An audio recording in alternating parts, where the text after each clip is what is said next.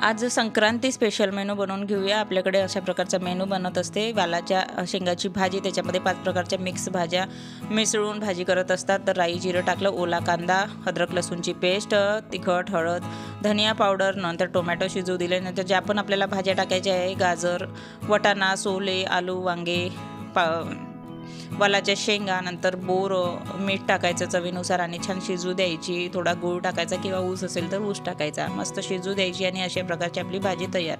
आता मुगाच्या डाळीची खिचडी आज खूप महत्त्वाची राहते। तर राई, जिरं, कढीपत्ता, लसणाच्या कळ्या, हिरवी मिरची, मस्त अशा प्रकारे त्याच्यामध्ये तांदूळ टाकले, शिजू दिलं 2 ते 3 मिनटं, मीठ टाकलेलं। नंतर मस्त जेवढे तांदूळ डाळ घेतली तेवढं त्याच्या डबल पाणी टाकून हे आहे मस्तपैकी असं तूप टाकलं आणि 2 शिट्ट्या येऊ दिल्या। बाजरीची भाकरी तापलेली आहे, बघू शकता मस्त अशा झालेल्या आहे बाजरी तीळ टाकून।